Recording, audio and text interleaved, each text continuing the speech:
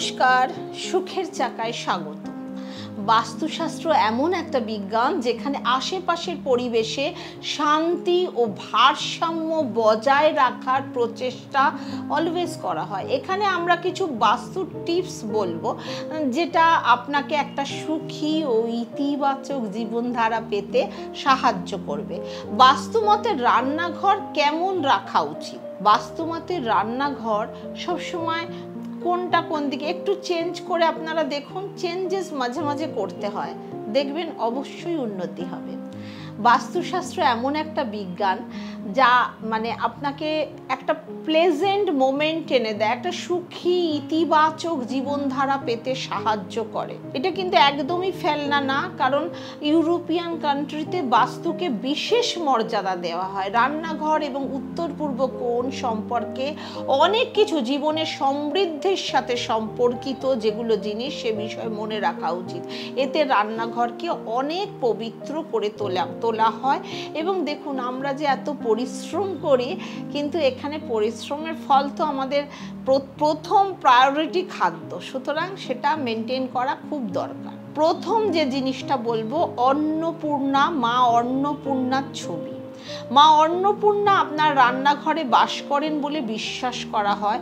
এটা যে হাঁড়ি নিয়ে খাবার দিচ্ছে এরকম ছবি, অতএব আপনার রান্নাঘরে অন্নপূর্ণার একটা ছবি যে কোনো দেওয়ালে রাখুন এবং প্রতিদিন তাকে একটা খাবার রান্না করছেন সেটাকে তাকে দেখানো, সেটা সমৃদ্ধি বৃদ্ধির ভালো উপায়। অতএব রান্নাঘর পরিষ্কার ও বিশুদ্ধ রাখার প্রথম পদ্ধতি শিখুন। আপনি কোনো জায়গা পরিষ্কার না, রান্নাঘর যেন নিট অ্যান্ড ক্লিন থাকে। রান্নাঘরে যদি আপনার পোকামাকড় আসে, রান্নাঘরে যদি আপনার নানা রকম ককরোচ টকরোচ এই টাইপের জিনিস এসে যায়, তার মানে সেটা রাহুর বাস হয়ে যায়, তাই না? সুতরাং সেটা ঠিক রাখা বিশেষ দরকার। আর বাকিগুলো জানার আগে অবশ্যই চ্যানেলটা সাবস্ক্রাইব করুন, বেল আইকন প্রেস করুন।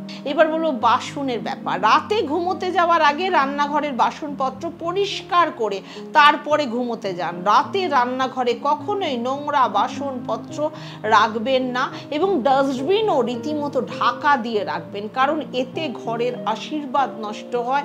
আপনার ঘরে যত কীট পতঙ্গ, ইঁদুর, আরশোলা বাস করবে, তত আপনার নেগেটিভিটি এবং রাহু বাস করবে। 3 নাম্বার বলবো পাত্রে জল।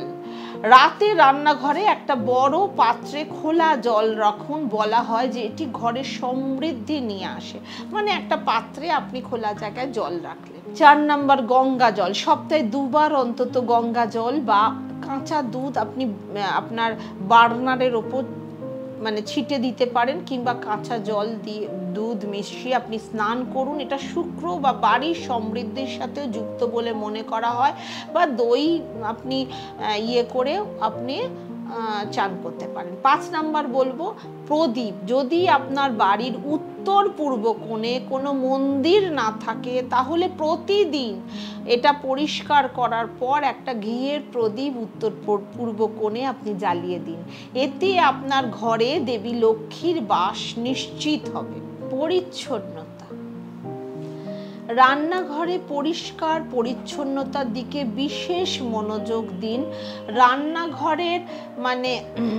রান্নাঘরে আপনি চটি পরে কখনো যাবেন না, সেগুলো পরা উচিত না। এখন খুব ঠান্ডায় ঘরের চটি রেখে সেটা পরতে পারেন, বা বাইরের চটি পরে কখনোই যাবেন না। ঘরে যেখানে জল রাখেন, জল আছে উত্তর পূর্ব কোণে, যদি আপনার কোনো উত্তর দিকে রিজার্ভার না থাকে, কিছু না থাকে, তবু উত্তর পূর্ব দিকে আপনি পাত্রে জল রেখেও তার পাশেও আপনি প্রদীপ জ্বালাতে পারেন, তাহলেও আপনার আর্থিক উন্নতি হবে। যাদের রাহু বিশেষ খারাপ, কুপ্রভাবযুক্ত রাহু, নেগেটিভ রাহু, তারা রান্নাঘরে আসন পেতে সপ্তাহে 2-3 দিন, বিশেষ করে মঙ্গল শনিবার, আপনারা খাওয়া দাওয়া করুন, আপনাদের রাহু শান্ত হবে। তারপরে অনেকে আছে হাঁড়ি বা কড়ার থেকেই খাওয়ার শুরু করে দেন না, একটা পাত্রে খাবার ঢেলে তারপর পরিবেশন করে সুন্দরভাবে খাবারকে ভক্তি শ্রদ্ধার সাথে খাবেন। কড়ার থেকে অনেকে আছে কড়া লাস্টে কড়াটা কাচিয়ে খেয়ে নিল, এরকম কাজ কখনো করবেন না। তাহলে আপনার দারিদ্রতা আসবে এবং আপনার মধ্যে নেগেটিভিটি আসবে। সব সময় রান্নাঘরে পুজো করার সময় রান্নাঘরে ধূপ ধুনো দেখিয়ে আপনি রান্নাঘরকে একটা খুব ভালো পরিবেশ, অনেকের রান্নাঘর এত আবর্জনাযুক্ত, একটা দুর্গন্ধযুক্ত পরিবেশ তৈরি করে ফেলে, কৌটো ফৌটো সব নোংরা ভর্তি, এবং সেখানে রীতিমতো মাছি আরশোলা পোকা অমুক তুসুক ঘুরে বেড়ায়। এগুলো কিন্তু একদম জানবেন আপনার বাড়িতে প্রত্যেকের রাহু খারাপ। তাই জন্য এই জিনিসটা হচ্ছে, সেটা সব সময় পরিষ্কার করার আপনি চেষ্টা করবেন, পরিষ্কার পরিচ্ছন্ন রাখার চেষ্টা করবেন। সুখে থাকুন, ভালো থাকুন। ওম শান্তি।